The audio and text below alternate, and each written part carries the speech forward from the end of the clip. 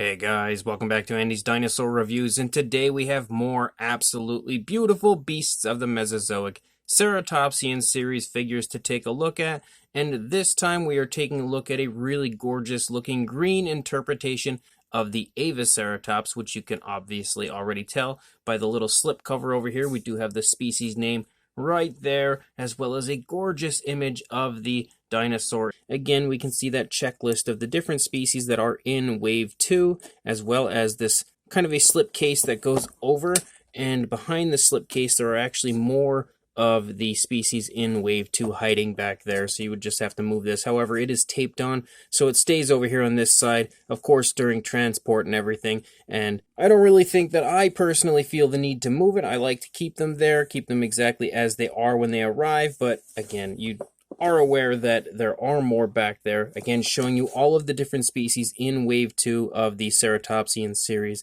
which we are currently running through here as far as reviews on the channel go. So without further ado, we're going to go ahead and break out our Avaceratops right now.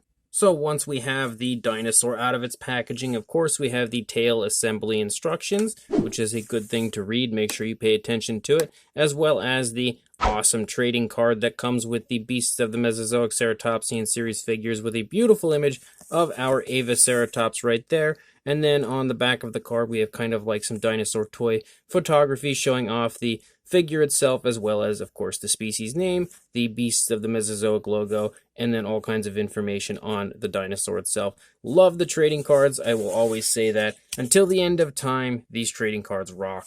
And then we have our Avaceratops itself, and man, is that thing nice looking. Like, it really looks great as far as the coloration goes, and I think this is one that I may have just kind of overlooked previously as far as the paintwork on the figure, and I wasn't so excited about the paint job of this one, but actually having it here in hand and in person, I must say that this one might be one of the sleeper hits of the series, because the actual, paintwork on this one is beautifully done. Again, looking very nice and natural, but using some kind of brighter tones of colors in certain areas, but there's actually like a ton of paint application applied to this one specifically. Like, there are so many different tones of color included on the Avaceratops, and it just looks really beautiful overall. Very nice, natural looking paint application for something like this, and as per usual, I am always impressed whenever I break out one of these Beasts of the Mesozoic Ceratopsian series figures, and that is absolutely no different with this Avaceratops, because it just honestly looks gorgeous. Very, very impressed with this one instantly, so let's go ahead and get a closer look at it right now. So starting up here at the head sculpt of the Avaceratops, you can see that the actual texturing to the head sculpt looks really, really beautiful. From a detailing standpoint, you can see that it is extremely highly detailed. And from a paint application standpoint, like, it is really impressive. You can see a lot of different paint application right here on the face of our Avaceratops. You can see like a nice variation of brown. This brown also runs up here around the eye, down here, up onto the frill. You can also see a variation of blue right there, as well as two different tones of green right there in that area, right by the nostrils. You can also see that lower jaw right there sports that nice light green, as well as a darker green wash, making sure the detail pops beautifully right there. And that darker green also makes an appearance up here, kind of runs up around the eye area right there, kind of meshing with the outer border of that brown, and then it becomes a little bit more abundant up here on the top, up in the frill area. I love the way they painted this with the different variations of greens. Really looks, again, super nice looking on this type of a dinosaur. The beak is beautifully sculpted as well, and you can see that they very nicely dry brushed a brownish coloration over the beak to make that detail pop beautifully in that area as well, but also just, again, give it some extra color variation and make it look quite realistic. And you can see that same thing has been done to the horns up here, although the horns do have a bit of a glossy look to them, which I really quite like. And you can see that as far as the way that they've dry brushed that out, you can see now all of the cracks and crevices on the horns are beautifully present. Like, you can really pick up on how good the detailing aspect of the horns is up here with that dry brushing applied to it. Of course, the jaw is articulated. You can see a darker coloration there on the inside of the mouth as far as like the side little skin flap area.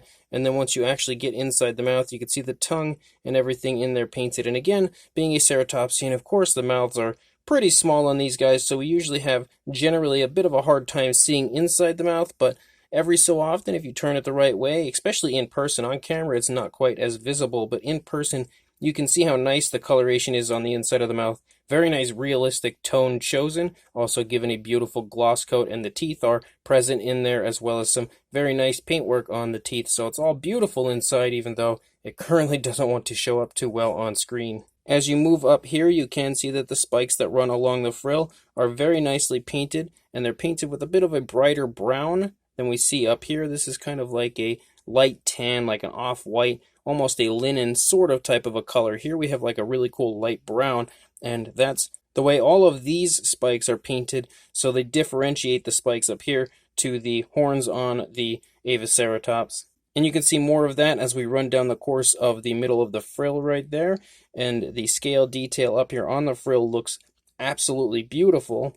And you can see a really cool design up here on the frill, again with the brown almost kind of closing in around the variations of greens. You have a nice light green in there, as well as of course that darker green, and then you can see some white kind of showing up in two different areas right there in the center of the frill. That looks really, really nice as well. And then as we come down onto the opposing side, again, this side looks just as beautiful as it did on the previous side. The paintwork is very consistent. The nostrils are sculpted out quite nicely up here on the snout, and the eyes are painted beautifully with a blue and given a nice black pupil. They do also sport a very nice realistic gloss coat, and they honestly are painted in absolutely perfect fashion. You can see that they are just spot on to exactly the way they should be painted. Beautiful work there as well. And you can also see actually this variation of brown that we see here is also present right here on our Avaceratops. As we start to move back into the neck, you can see again the scale detail looks really nice. Nice variations of blues and browns back here.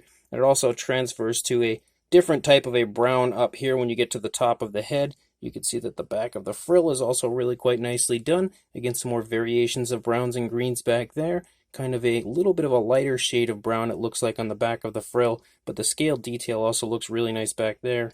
You can see more ridges that run along the spinal column here of our Avaceratops, as well as like some more showing up here and there, so they're kind of like an osteoderm-like appearance. And I like the way the back has been painted with this variation of brown. You can see that there's also a nice dark wash that's been applied, like a black or a very dark brown wash, to crawl in between each and every one of those scales, and it looks really, really nice. And then as we move down here into the side of the dinosaur, you see almost like this chocolate bar brown that shows up, you know, transitioning from this darker brown to that kind of chocolate bar-like brown. And then more variations of this really nice bluish coloration, but as quick as that blue shows up, it then turns into a green, a very dark green, and you can see more of that kind of chocolate bar brown leaking down in certain areas, spotting down into the body. As you get down here into the front leg, you can see a little bit of like skin folding going on right there, but as you actually get down into the leg, you can see some variations of lighter and darker greens in here as well, which looks really flashy but really natural at the same time. Beautifully sculpted leg, very nice musculature in that area. The foot sculpt looks great as well. Very nicely painted nails with a brown, also given a gloss coat to make those nails shine quite realistically.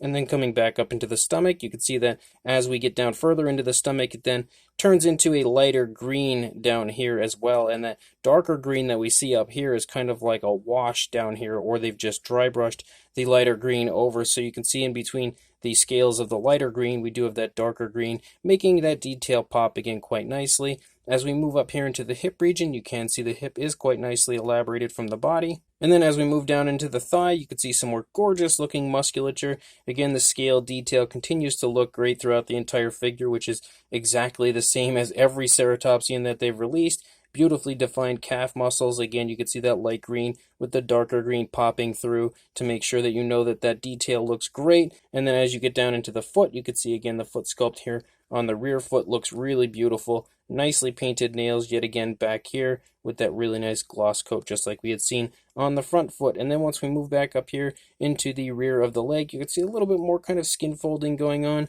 And then we lead out the length of the tail. We have a much brighter green, the same bright green that you see in the stomach region, you see primarily on the tail, as well as a little bit of that darker green and then some more of that darker brown and even the chocolate bar brown back here as well. But it does transition almost to an entirely brighter green tip of the tail, although it does seem to have that darker green wash back here also. You also have a really nice dip in the tail, which I do quite like. And then on the underside, you can see it's a nice light creamy type of a color, although there's actually a light white wash, it seems, to make that detail pop here on the underside as well. Really nice looking skin texture. You also have a cloaca present, and then the detailing aspect pretty much looks gorgeous in every area. You can see the chest muscles and everything are very nicely done. The throat is beautifully elaborated right there. And you can also see how nice that wash looks here on the underside of the lower jaw right there as far as that lighter and darker green. The opposing side, again, isn't really going to look any different than what we had just seen on the initial side, because being an articulated figure like this, they're usually always the same on both sides. But you can definitely get a good idea of how incredibly beautiful it looks on both sides just by checking out this side again, giving a quick glance at it. You can see it looks gorgeous on every side of this figure. Another beautiful ceratopsian from the Beasts of the Mesozoic Ceratopsian series. As far as articulation on the figure goes, you do have the articulation in the jaw, which is a little bit stiff, but not really all that stiff. It works pretty good overall. Then you have articulation in two areas of the neck, right here at the base of the head and right there in the neck region as it connects to the body. So you can see that there's some really nice, beautiful articulation in that area as well. And then as you get back here, you can see that there is articulation in the shoulder blade, as well as the elbow and the wrist. And the wrist can move up and down, and it can also swivel, as pretty much every area of articulation on the figure can do. And then you also have articulation here in the midsection of the Avaceratops, as well as the hip region. And some of these areas, specifically the knees, are usually pretty stiff, but this one's actually quite smooth. That does work quite nicely. Sometimes you have to heat them up to kind of wear them in a little bit, but not on everyone. This one definitely doesn't need it right there. And then you also have two areas of articulation down here in the ankle area, so you can see it moving right there. Same deal with this area, nice and swiveled. Again, moves quite beautifully. And then you do have articulation in the tail, which can move left, right, up, down, and swivel if you would like. So a plethora of articulation on our Avaceratops. As far as a size goes, for a length, you were looking at right around the 10¼ inch range, or about 26 centimeters. And then for a height to the top of the frill, roughly around the 4-inch range, or 10 centimeters. For a size comparison, there is Mr. Papo T-Rex, the Attack Pack Colovosaurus, and Robert Muldoon from the Mattel Jurassic World toy line next to our Beasts of the Mesozoic Wave 2 Ceratopsian series Avaceratops. And you can see, in comparison to these guys, that the figure as a whole is not all that large, and actually it's pretty similar in size to the recent Inosaurus that we reviewed as well. So we're going to go ahead and bring that one in right now. And now you can definitely see that as far as the size goes, these two are very similarly sized.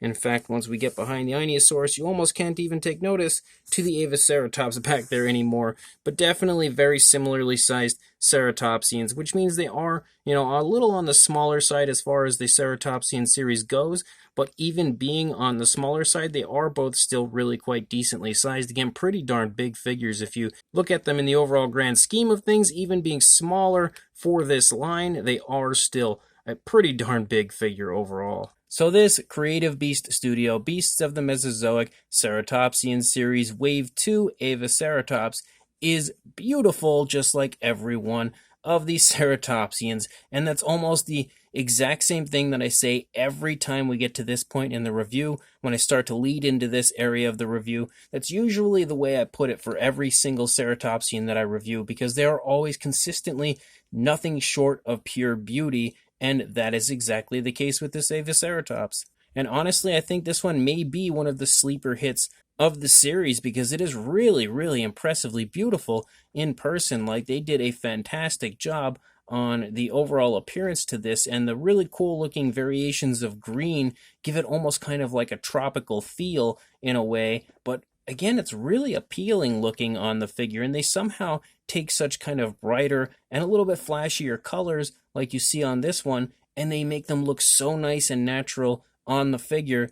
And I think that's honestly something that you can commend Beasts of the Mesozoic for and David Silva, is the fact that they continuously take inspiration from modern day animals, and they take that perfect inspiration as far as which species they use and apply them to the ceratopsians in a very realistic way. Continuously, I have yet to see any of these figures that I can say does not look like that's the color that the animal probably should be. And this one definitely looks exactly like the color I could imagine an Avaceratops being. And They've applied it beautifully throughout the entire figure. Very nice, very naturally. Everything on the figure looks like body color as opposed to paint on a figure. So that is always a huge plus and something that I think is very important when it comes to a dinosaur model. The sculpt is gorgeous, perfectly portraying an Avaceratops, and also at the same time incredibly highly detailed, showing off every ounce of detail beautifully when it comes to the usage of washes and dry brushing like they always apply to their figures. They have a great sense of how to bring detail out of the figures and make it pop, and they do that continuously on every one of the Ceratopsians, and you can see that is exactly the case with this Avaceratops right here. They've utilized the paint in such a perfect way that it really shows off the sculpt and shows off just how beautiful of a job they've done on the sculpt overall. And then, of course, you have some fantastic articulation, allowing you just tons and tons of display options for your Ceratopsian. As always, you just have pretty much unlimited potential as far as the different poses and scenes you can create with your Avaceratops, which is absolutely awesome. So if you are interested in picking this up, it is definitely a recommendation from me, as are every one of these Ceratopsians so far. So make sure you head to the description, as you'll find a link right there to take you on over to the Creative Beast Studio website, where you can purchase yourself this beautiful Avaceratops. And make sure you like, comment, and subscribe before you do, and I will see you in the next review. Thanks for watching.